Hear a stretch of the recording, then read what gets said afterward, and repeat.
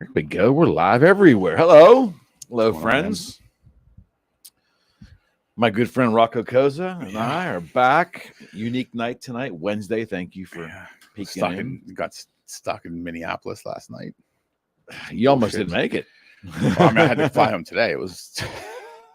You made it, though. I did make it. I had just a quick detour to Madison, Wisconsin, and then.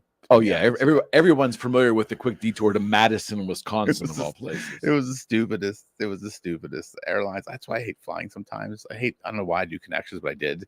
They're like, oh, we have weather. We're gonna stop here for a second. Oh, we're gonna stop here for an hour. Oh, we're gonna fly to a different airport. Throw out of fuel.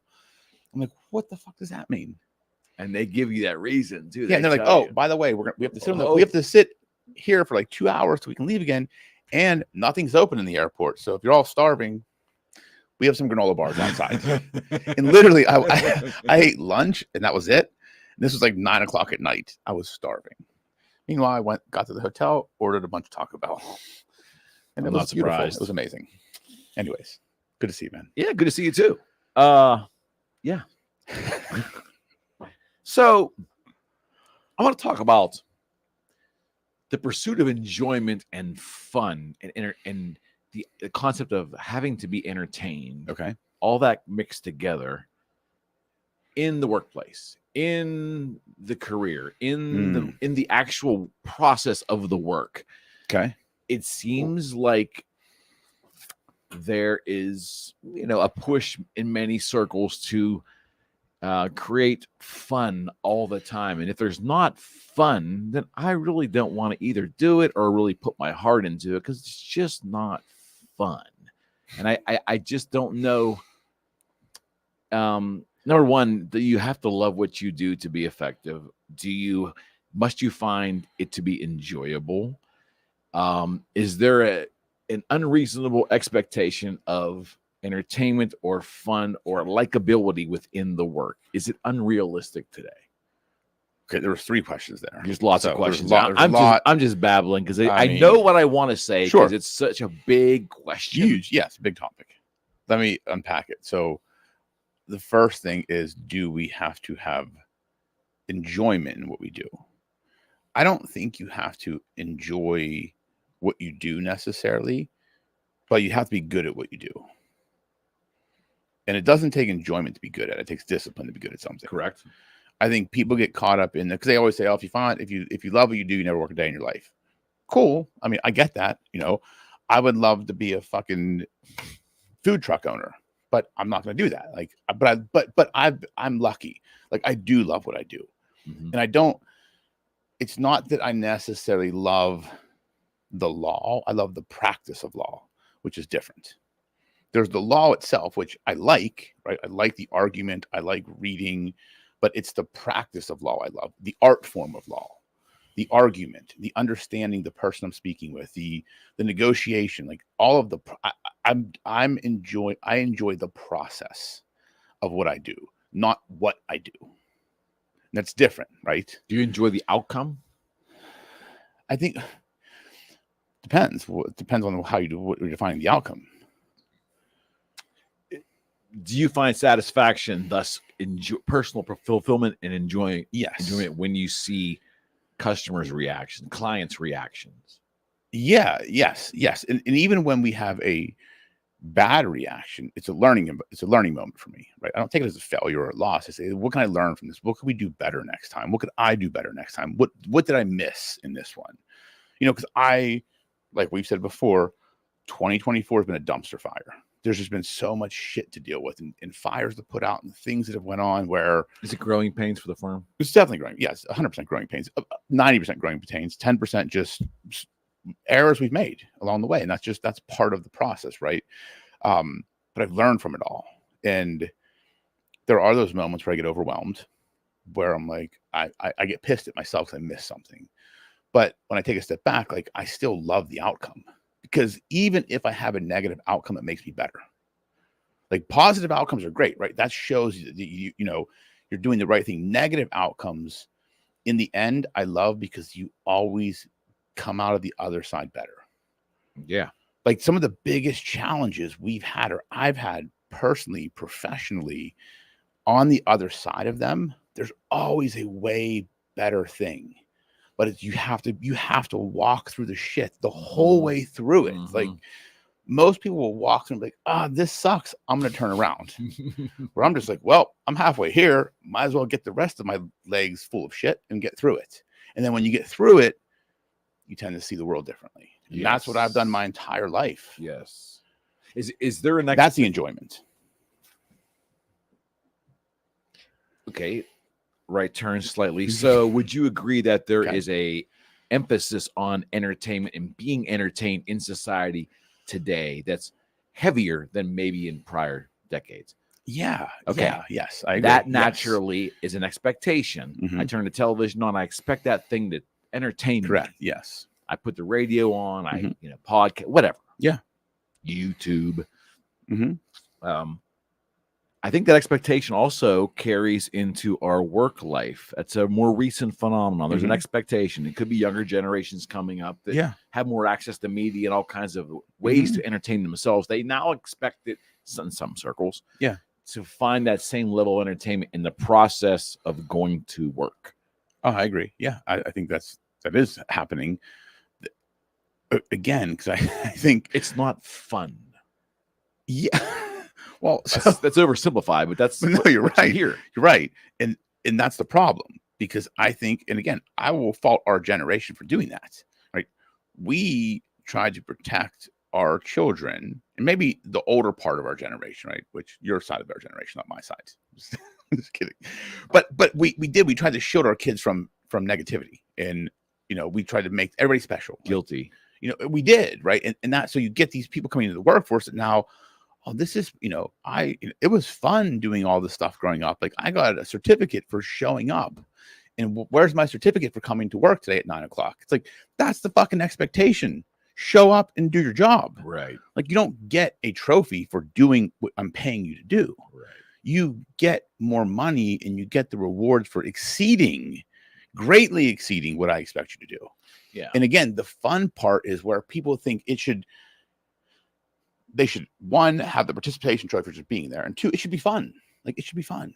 Like, okay, cool. Like, what do you mean by fun? Like, we want to have a clown come in every day, entertain you, and make balloon animals? Like, I don't get, like, but you're right. Like, it's happening in the workplace. It's happening that people think like, oh, we should have this, we should have that. It's like, that's not what it's about. But we've let it get to that point. And we have to start reversing course, or it's going to get worse, in my opinion. I know a lot of companies they're at the mercy of the employees, and I get your employees are your assets, right? So you have to take care of your employees, but there's a level of taking care and there's a level of pandering, and I think we're pandering to, like, oh, our employees are pissed, they want pudding at lunch, so we got to get pudding at lunch. It's like stupid shit like that you see happening, and it's like you can't appease everybody. Pudding? Because I ate a pudding cup before I came. Okay. That's why. But I get your point. Yeah. I get your point. And I'm in a weird, is the right word, juxtaposition, in that I have been extremely, for those who believe, I've been blessed. For those who don't believe, I've been very lucky. Whatever you believe. Okay. I have had an interesting path where I'm able to take personal interests that I have, things I love or find cool or interesting, and then find work in that. Yeah.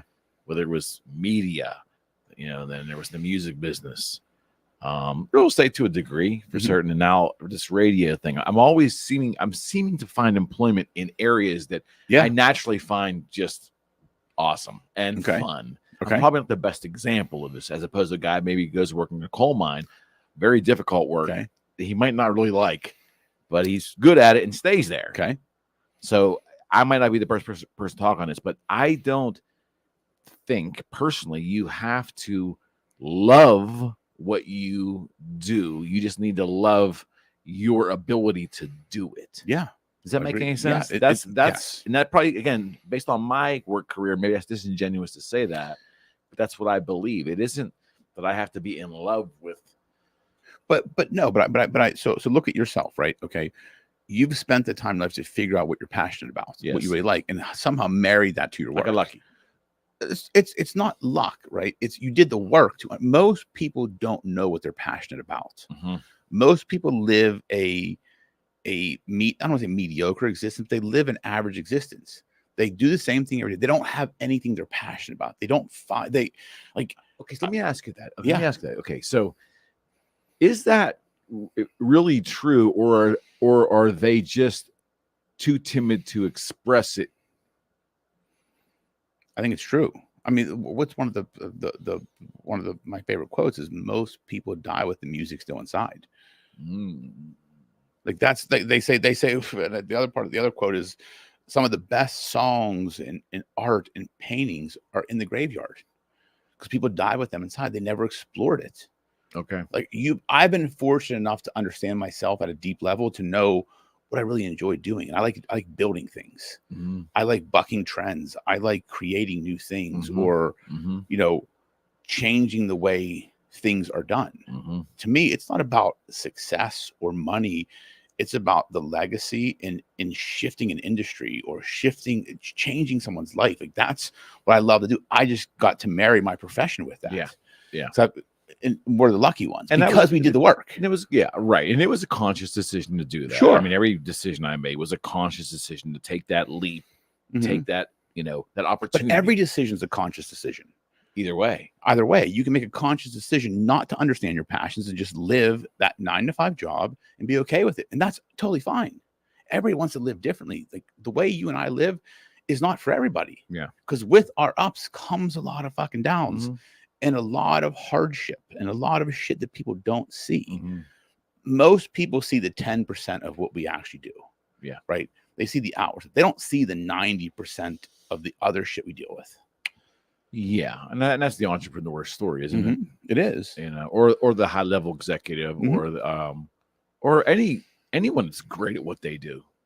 There comes a price to pay for to be exceptional at something. There's always a price to pay. Yeah, like I shared a video on Instagram today, and it was talking about like it's not about how you feel, it's how you execute. Like to be great at anything, and I believe this since my mid-20s. You do it when you're in a good mood, in a bad mood, when you just have to fucking execute every single day. If you want to be great at anything, professionally, personally, athletically, it's about pure and simple execution over and over again. Right. Consistency over intensity. That's all it's about. And if you master that one thing, you can be successful. It's very easy, but it's the execution people get wrong. I really believe that everybody can do that, but they have to find out what really charges them up, what they're into, what they have to be honest with themselves. And reveal that, even if it's just revealing it to themselves. Find it and then take the action to go get involved with it.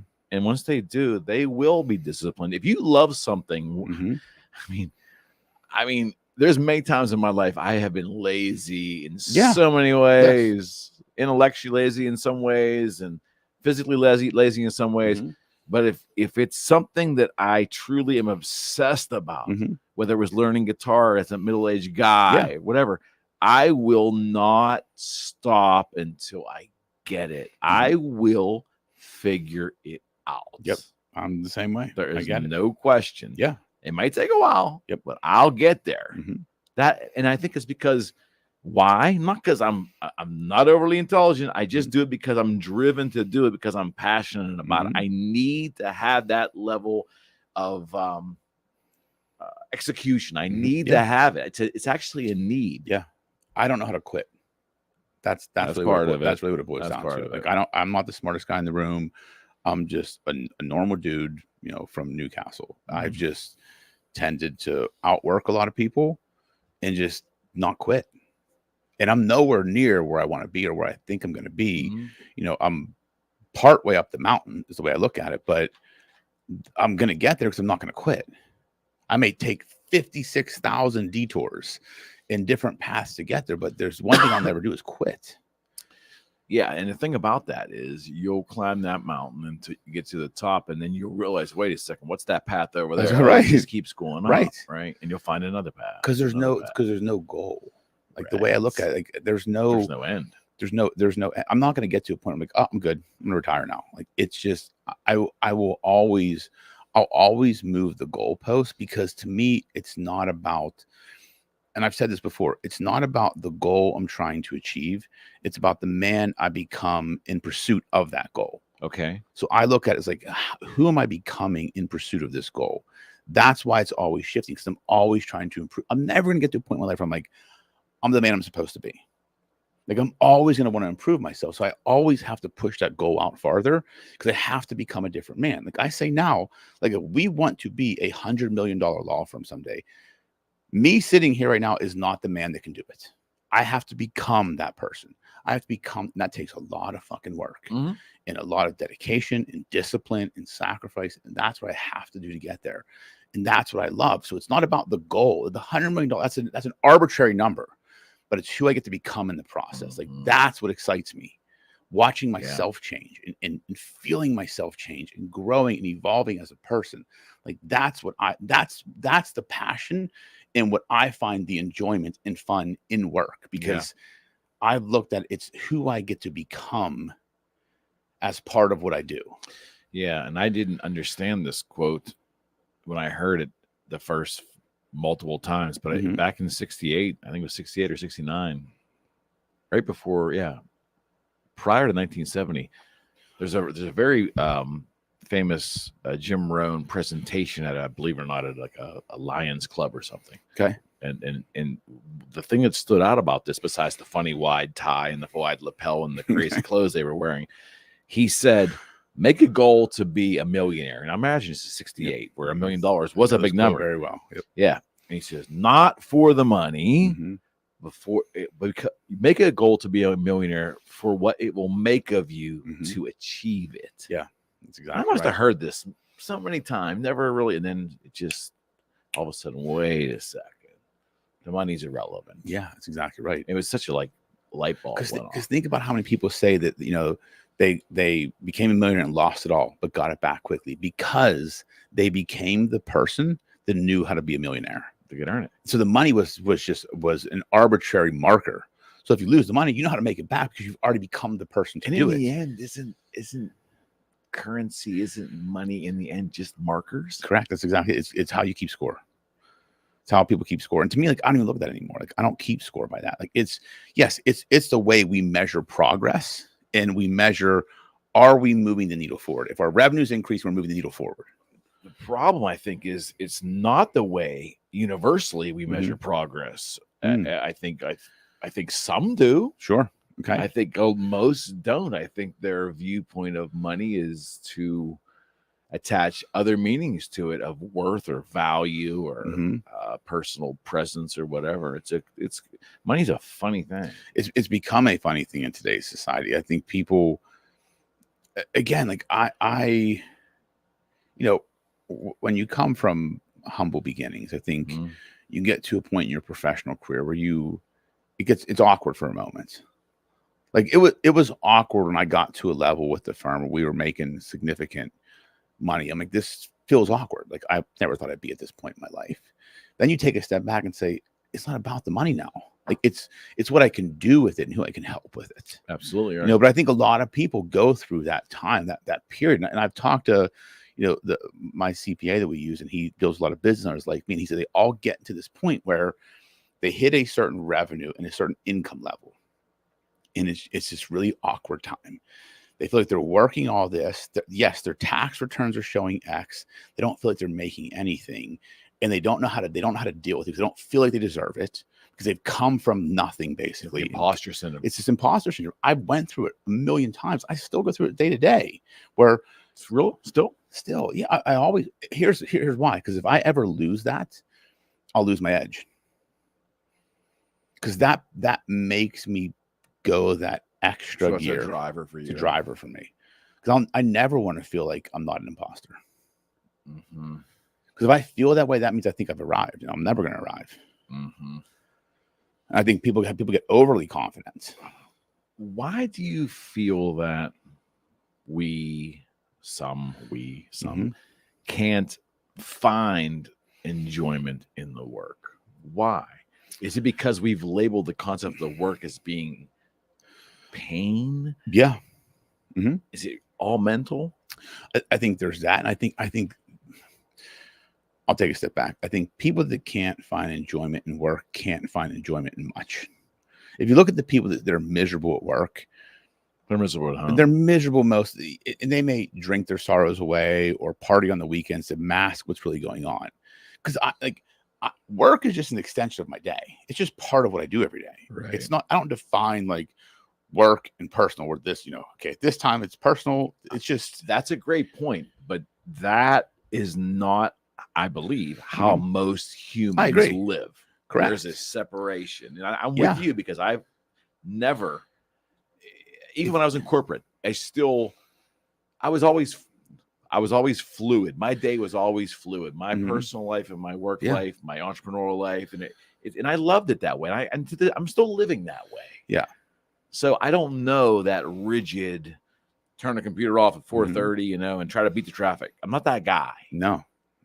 I think if people learned to incorporate the two, life gets a lot simpler, because you're trying to have this delineation between work and personal, and it creates conflict, right? You feel like this conflict. I want to go out with my friends. I want to do this, but I have to do this. It's just, if you just be all of it, it's a lot easier to navigate. I don't say I practice law for a living. I am a lawyer. That's what I am, right? Practicing law is what I do, but what I am is a lawyer. So that's just that I appear as a lawyer 24/7. So it's just ingrained in my life. It's how I think. It's how I analyze problems. It's how I read a room. It's how I look at a person, how I understand people. That's why I don't feel like I have to have this line between work and personal. It's just part of who I am.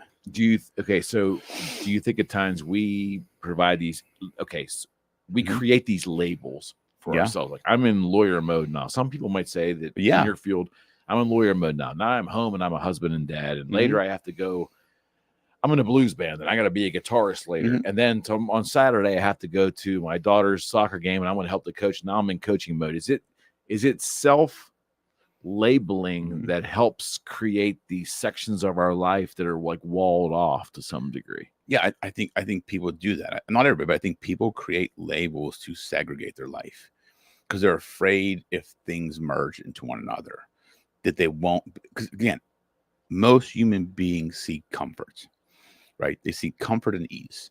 So if they let their professional life weave into or pour into their personal life, their comfort starts getting affected, they feel like. Or to me, it's like when you do that, it becomes a lot easier.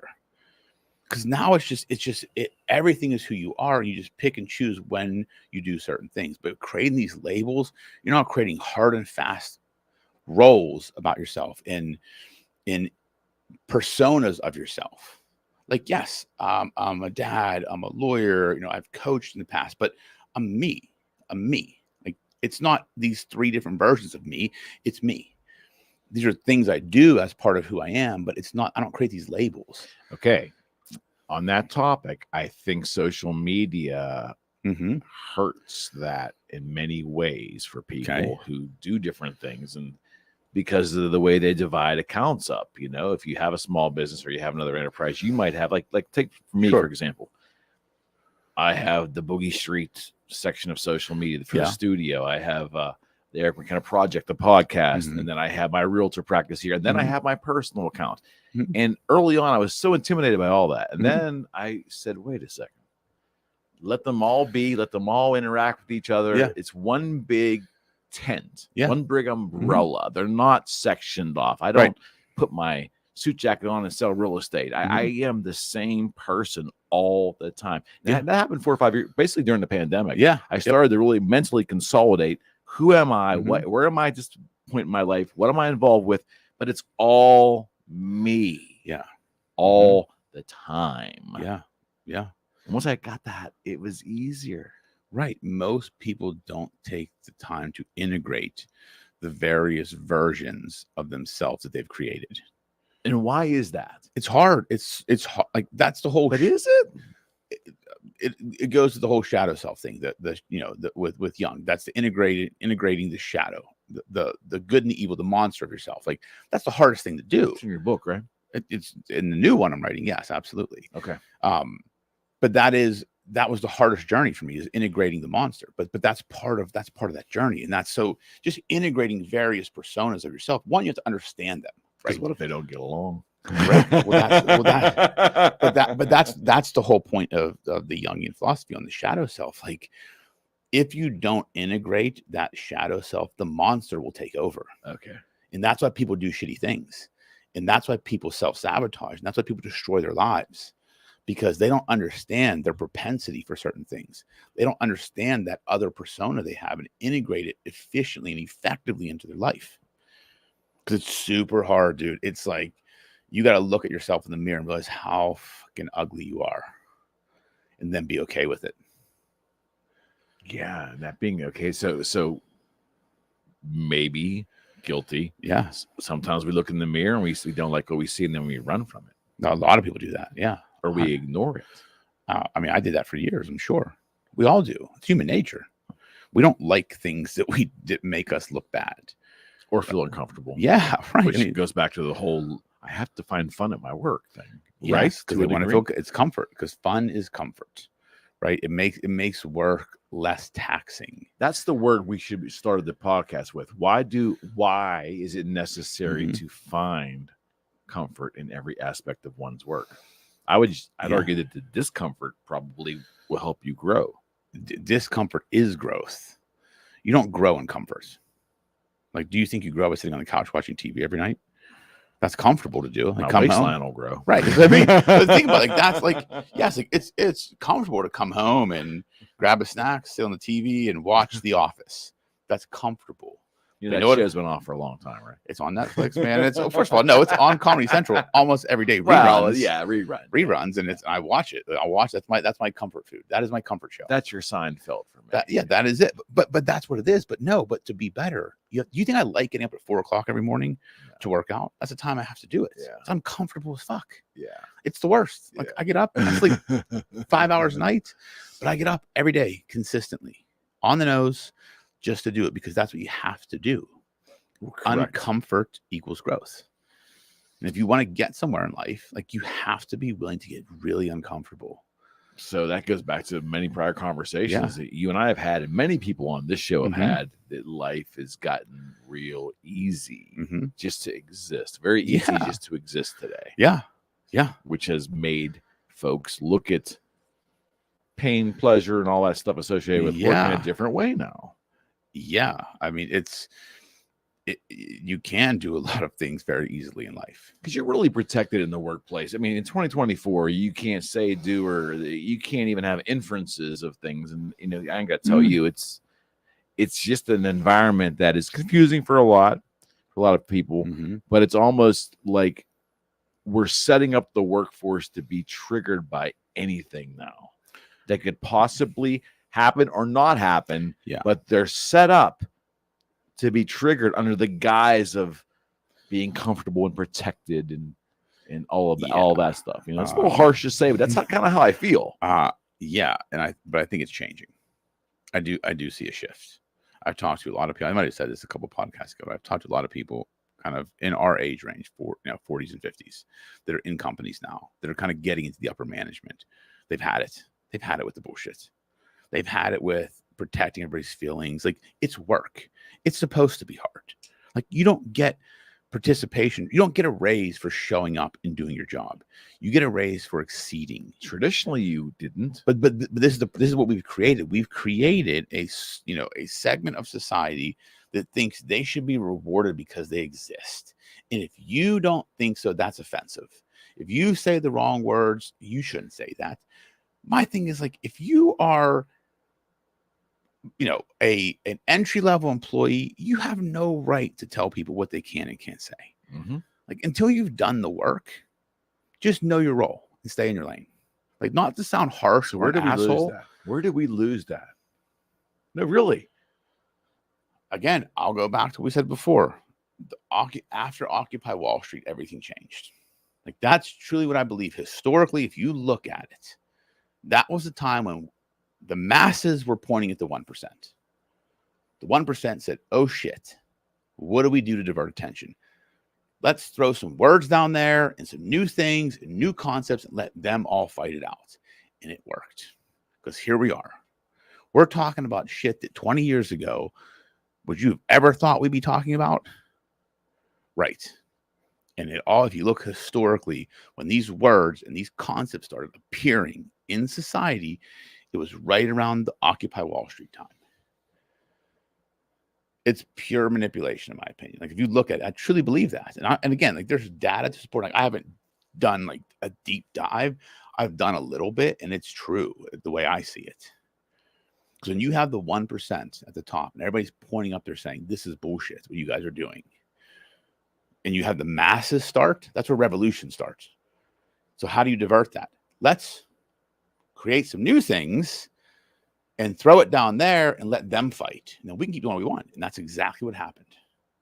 And this is where we are. You heard a great quote about that. It was the quote was like, Occupy Wall Street was the best chance we had until it started to have its own leaders within it became an organization in and of itself. And then it was, just a hippie. It was about as useful as a hippie playing a flute. And that was it. And exactly Johnny Rotten said that, actually. He said that was the best chance we had. Yeah. As unwashed masses. This was our opportunity. Right. But and we then got fooled. 1,000,000%. We got fooled. By a hippie playing a flute. But that's exactly right. I mean, it's the fiddler on the roof. I mean, we got played. We got played. And that's exactly, because if you look at, that's what happened. Like we started now like breaking down gender roles and changing, societal norms. Like I have 2 daughters. But how'd that happen? Like why'd they choose? I mean, throw us a bone, get us, but why choose that of all things? Because it was a very toxic topic, and it creates chaos. It creates argument, and didn't see that one coming. And it's the argument on the fringe, and the fringe is always the loudest. Okay, that's what you think about. Because most of us in the middle, like, we don't care. We don't give a shit, like whatever. But you get the people that are on the fringe; they are the loudest, and they will argue till the death. And once you start creating these fringe things, you're getting the fringe to argue now. And that's where the shit starts to happen. Because to me, like I look at it and it frustrates me because we've lost common sense. Like I have 2 daughters, right? Melina's in karate. And I will say this, like if there was someone that was, she's 11 years old. And if she competed in a tournament against an 11-year-old boy that identified as a female, I'd have a problem with that. Absolutely. It's a safety issue. It's a safety issue. Of course. But to most people, that's offensive, what I just said. But I don't care anymore. Like we have to start saying these things. That's just ludicrous. For that to be offensive to anyone is ludicrous. I know it is, but everything's offensive to somebody. But that's common sense in my mind. Beyond common sense. Beyond common sense. That doesn't have to. That should go unstated. It's science. It's science. It's biology. It's common sense. Like, well, that whole thing's men funny. Are physiologically stronger, bigger than this the female. This is the same group of people that want you to trust the science, right? When it's convenient to them. Okay. It's always trust what's convenient. Trust what makes their argument. And the simple solution, this is what pisses me off. The simple solution to the problem. I mean, it's really easy, and it shouldn't offend anyone. It's just make a 3rd classification. Yeah, I agree. It solves the whole thing. But see, to those who are offended, it really doesn't. Because the easy solution minimalizes their argument and takes them out, takes the confrontation away. And now it'll go away.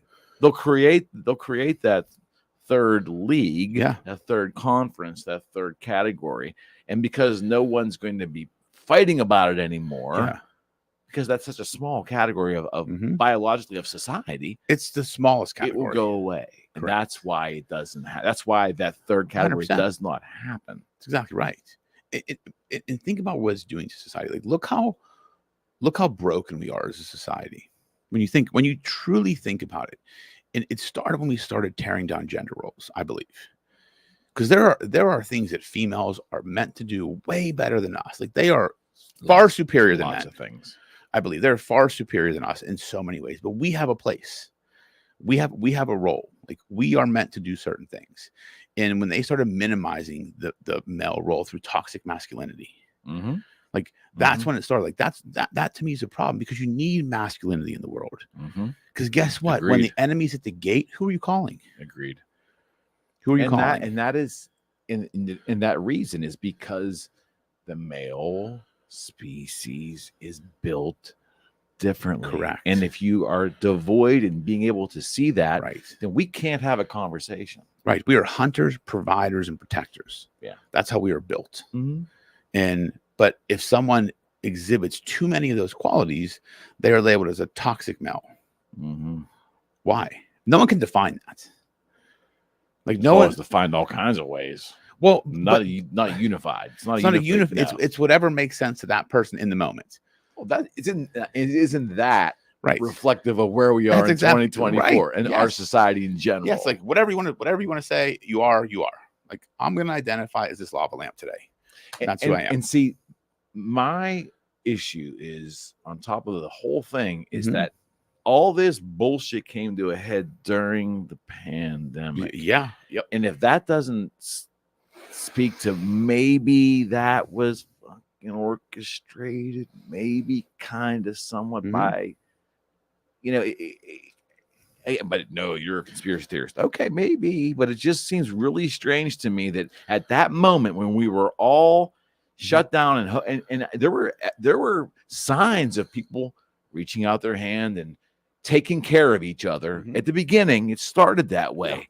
And all of a sudden, though, there was discord in society in many ways. And it rose its head at that particular moment.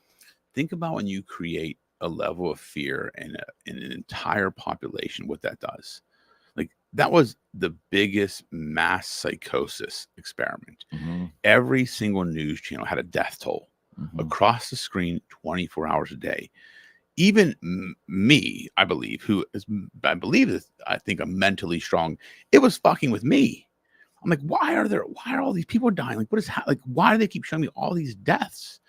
And how are all these people dying? Like, it doesn't seem that bad out, but it's like everybody's dying, and it's like all these numbers keep going up, and it's crazy. And so it started to fuck with me for a little bit. Then I had to take a step back and say, because you remember me during the pandemic, that's not hit the low point. It was like my brain was. I'm like, go back and watch my podcast with Rocco. Yeah, it was wild. Like that was probably the second or third one I did with you. So, yeah, and it was I think it was June or July of 2020. That was the remote one we did, right?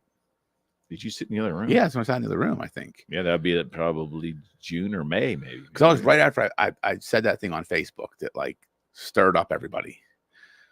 And that's when it was. I called you right in. Yeah, like, let's talk about that. It was just me being logical. It was like it was like, let's just talk logic now. Yeah. And that was my thing. It's like, because when you look back on it, it's kind of comical. We had arrows in grocery stores. Oh yeah. To go this way. Go this way. I'm like, no, I'm gonna go this way. I'm gonna go opposite of the arrows. Yeah.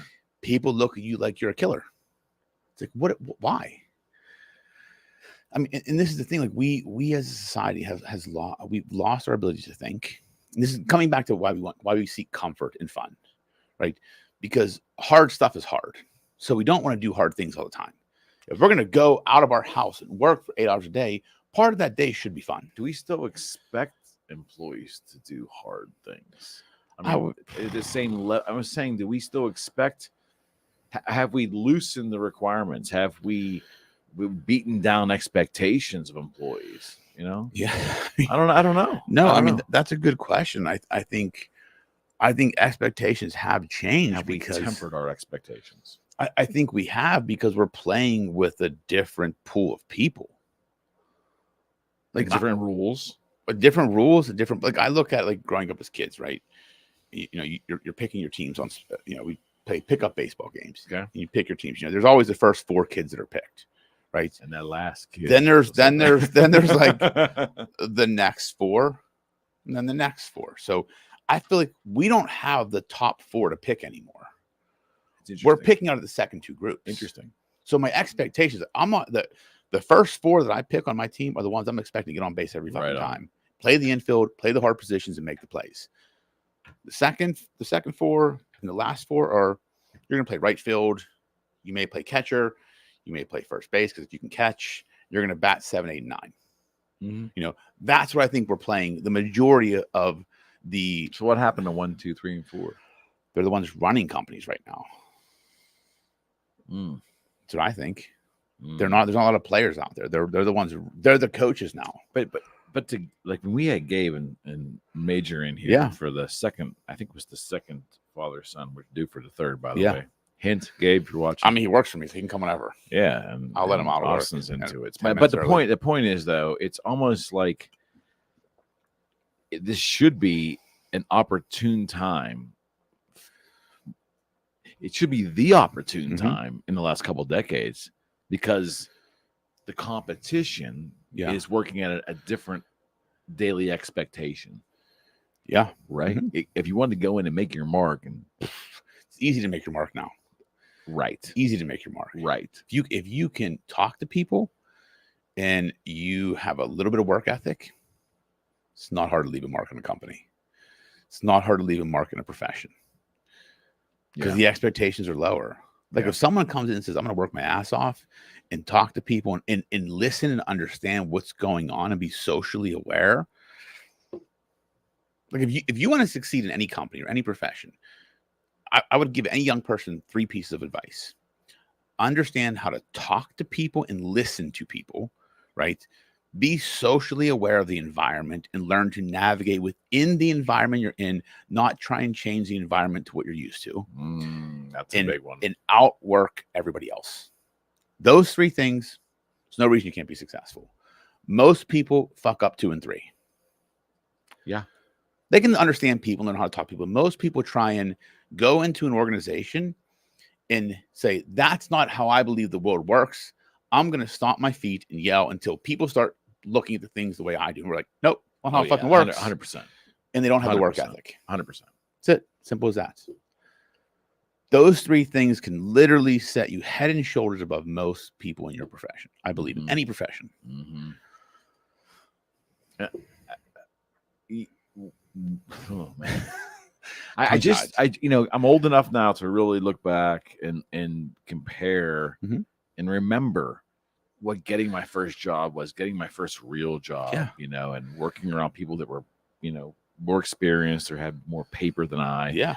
And how much I valued that opportunity. Now, again, the late 80s, early 90s, economies weren't that hot, hard to get jobs. I get it. But that's, that kind of some people are going through that now. Yeah.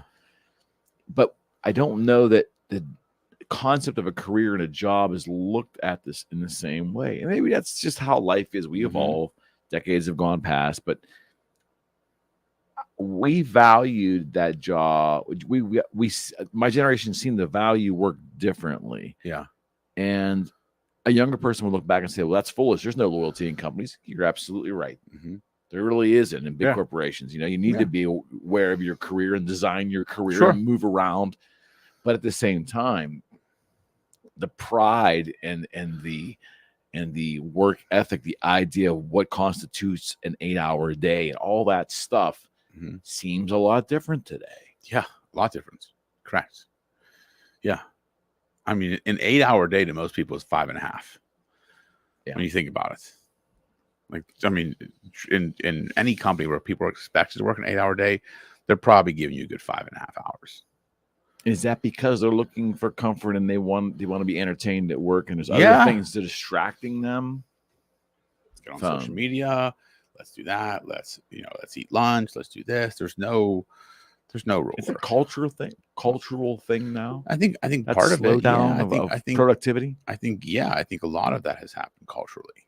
I think there's a lot of reasons for that, right? I think one, it's companies. I think employees do feel that there's no loyalties from companies. I also think companies will say, these employees aren't loyal to me. No one's giving me 8 hours, so why should I be loyal to them? That's a good point. Because if the people that put in that's a good point, the extra time are the ones that end up rising in the ranks. Look at any company. Has that always been the case? Yeah, and I don't understand how people don't see that. Like, if you truly want to rise in the ranks, make more money, build wealth, be successful, do more than it's expected on a consistent daily basis. Not when you feel good, when you feel bad, when you feel like shit, when you feel okay, and when you feel great. Do it across the board. you will succeed. Dale And if you don't excel in that company, you're in the wrong company. Dale Carnegie taught that in the 20s and Right. 30s. Napoleon Hill wrote about that in the 20s and 30s. Yeah. Bob Proctor talks about it. Jim Proctor, Rohn talks about it. Zig Ziglar. Everybody. And it's kind of like a reoccurring theme in all these folks that are talking about success. Yeah. Every mentor I had growing up as a young lawyer was like just outwork people. Like I never when I worked at the big firm, like I was there 7 to 7. Yeah. Like 5 days a week. Yeah. Just because that's what I had to do to prove myself. Mm-hmm. Even when I went into corporate America, I did that. Not 7 to 7. I worked more than 8-hour day. Right. I can tell you that. Right. I was available 24/7, worked 7 days a week because I knew if I wanted to excel in my profession, in my career, I had to do more than was expected. And the funny part about it is people yearn to be entrepreneurs, especially if you go on TikTok, of course. Yeah. But I laugh because if you don't want a 9 to 5, mm-hmm. if the motivation you don't want 9 to 5 is I don't want anybody telling what to do, or I want to work the hours I want to work. The bottom line is if you really are going to be successful as an entrepreneur, you will work way harder and way longer at that, and might probably will fail. Yeah, absolutely. After all that's put in. Yeah. Than you taking the 9 to 5 that you complain about. Absolutely. I work harder now than I ever have in my entire life. Yeah, of course. But I love it. I mean, I there's not a week that goes by where I probably don't put in at least 80 hours required based upon the goals for yourself and the organization. Yes. Have an organization. It's not running. hard to understand. No, it's just it's choices I've had to make along the way, sacrifices I've made, things I've missed, things I've given up. That was my not like someone forced me to do it. It's by choice. Do you think that we as a society mm-hmm. are more unhappy because the idea of goal setting, creating bucket lists, looking into the future and trying to design a life mm-hmm. is not real prevalent today? One man's opinion. Ooh. That idea of designing a life. I don't think most people know what that means. Again, all I do on the show is quote Jim Rohn, but I mean, you have a mentor and they help you reference them. The idea of, you better go out there and design a life, because guess what? If you don't, someone else is going to end up designing it for you. And guess what they have in store for you? Not much.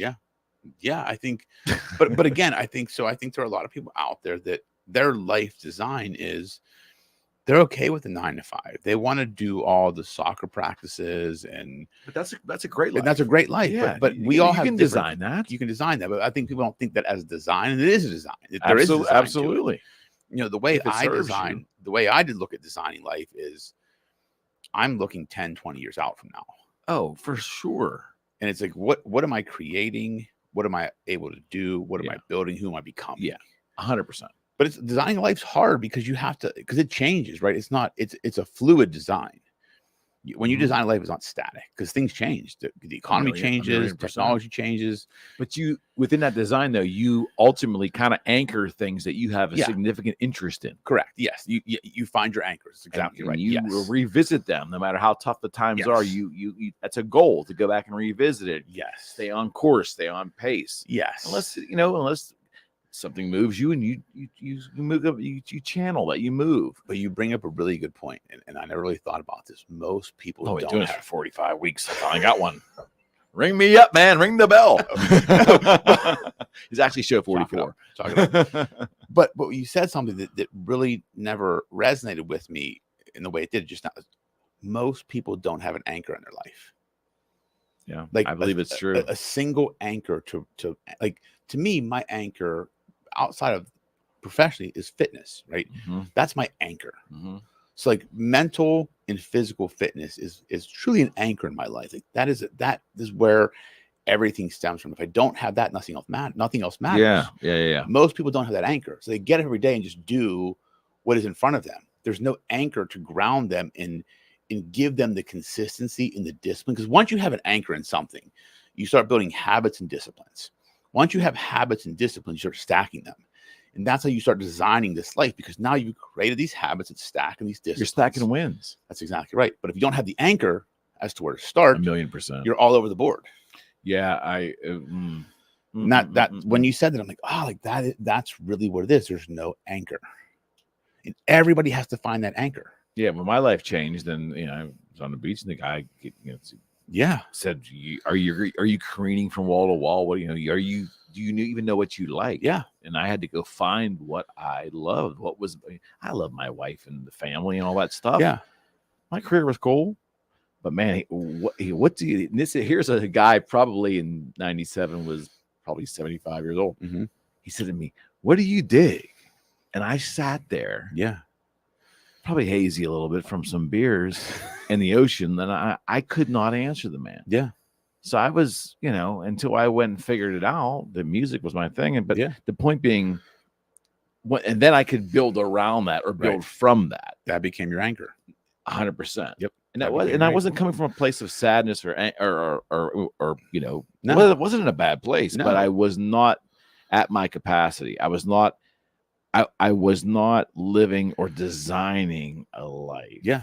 Until that. And I had been journaling for like 20 years, 15 years prior to that. Yeah. I wasn't I was kidding myself. Mm-hmm. I was not actually designing a life. That anchor, that when you said that, like, it's like, oh, it just hit me like a light bulb went off. Like, that's what it is. Most people, so I'm just thinking about people I know in my life that when they struggle with discipline or they struggle with they don't really have an anchor. Like, I think of a friend of mine, like a good friend of mine who, like, it's good what he does, but also struggles in it. There's no real anchor in his life that he has. Like, that is his thing, that everything else. So he's not in focus of what he's passionate about. Yeah, it's just because I started looking at myself. Like, okay, what is my anchor? My anchor has truly always been some level of fitness. Mm-hmm. And physical or mental fitness has always created discipline. And that's a good why, anchor, like, it's because discipline creates. That's it. Because if you have discipline in one thing, you can have discipline in anything. Because like they say, how you do one thing is how you do everything. Yeah, man. And I truly see that now. Yeah.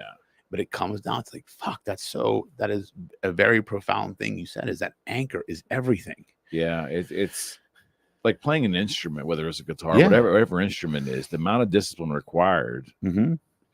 I'm going to venture to say, with people that actually find success in that instrument, it probably blends into other parts of their life. They find they're probably a little happier. Yeah. They probably find getting to successes in other aspects of their lives probably a little easier. Yeah, absolutely. But it's that having the discipline. And it could be instruments, it could be fitness, it could be race car driving, motocross, it could be anything. But finding that passion and spending disciplined time in it to become better at it. Yeah. I mean, discipline equals freedom. That's that book Jocko Willink wrote. And that is right. Probably the truest statement there is. I mean, it does. Like, if you become disciplined, it allows you freedom to do a lot of things. Because if you don't have discipline, you're living life haphazardly. Careening from wall to wall. Correct. Yeah, that's exactly it. But discipline is like, I look at myself, there's no way I would be where I am if I didn't have any level of discipline. And we've got such a negative connotation of that word.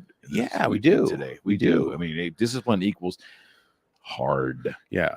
Oh, you're boring. Like, you get up every morning early and you eat the same shit every day. And it's like, that's just discipline. And we're negative to each other. We are. We criticize people on good diets. We criticize people that spend time in the gym. We criticize people that run. Whatever it is, we're quick to criticize out of our own insecurities generally because we know we should be doing these things. Correct. That is very true. That's because most people that are doing things you're doing aren't criticizing the things you're doing. Correct. It's always the people that aren't doing the things that are criticizing the things. That's the story of life. It is. It truly is. It really is, man. It's wild. That's a good one, man. Yeah, they're always good, man. All right, friends. We're on schedule for next Tuesday, right? As far as we know, if anything changes, we'll let you know. Yeah, I'm not going. Thank you for all the feedback. Yes, definitely. Till next week. Absolutely. See you, man. I'm gonna turn this off.